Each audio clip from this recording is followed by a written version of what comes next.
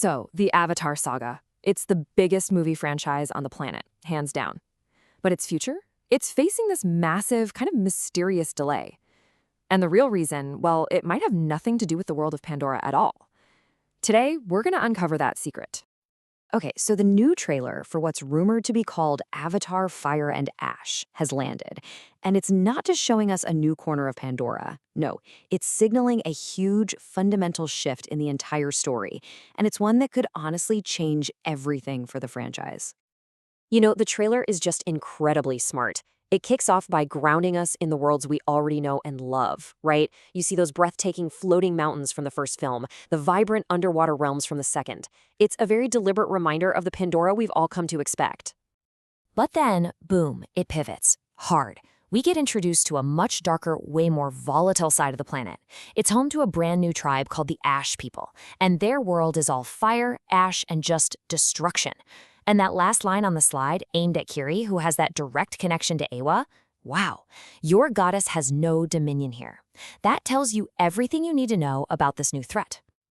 And this slide right here, it illustrates the real change perfectly.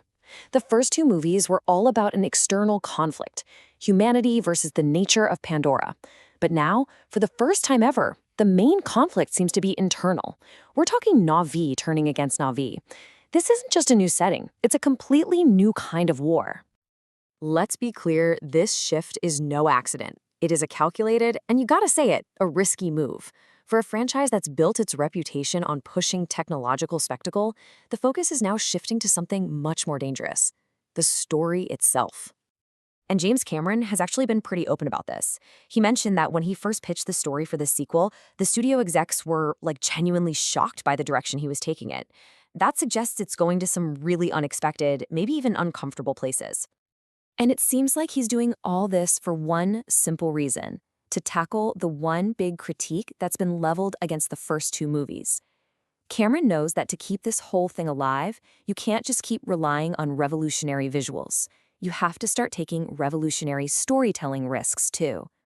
But, this bold new story direction, it doesn't explain the other huge mystery hanging over the franchise. And that's the massive, and I mean massive, delay in the release schedule. When you look at the timeline, the puzzle only gets weirder. Just look at this. The original plan from 2016 would have seen the entire 5-film saga wrap up last year. Now, the final film isn't set to hit theaters until 2031. That is not just a delay, my friends. That is an entirely different era. Okay, but this is where it gets really strange. You can't just blame this delay on normal production problems. Avatar 2 and 3 were filmed back to back. And get this, nearly a third of Avatar 4 is already in the can. So if the movies are partially shot, what is really going on? This is the real clue. Forget the overall timeline for a sec and just focus on this one number, 4. A 4-year gap is planned between Avatar 3 and Avatar 4. Now think about that. For a series with footage already shot, a gap that long isn't a production delay. It's a deliberate choice, and it points to something else entirely happening behind the scenes. And this brings us to the most surprising twist in the entire Avatar saga. The real reason for that 4-year gap might be that James Cameron is taking a break from Pandora to pick a creative fight with another blockbuster director.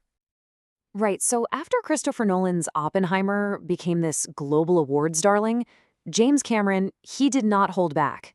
He publicly criticized the film, basically calling it a moral cop-out because it focused on creating the bomb without showing the horrific aftermath from the perspective of the people who suffered. And he's not just talking a big game. He's planning his own film on the subject, setting up a direct creative counterargument to Nolan's movie. So where Nolan focused on the creators, Cameron wants to focus on the survivors. He's promising to show the part of the story he feels was left out. He's actually secured the rights to the books Last Train from Hiroshima and Ghost of Hiroshima to tell the unbelievable true story of Tsutomu Yamaguchi.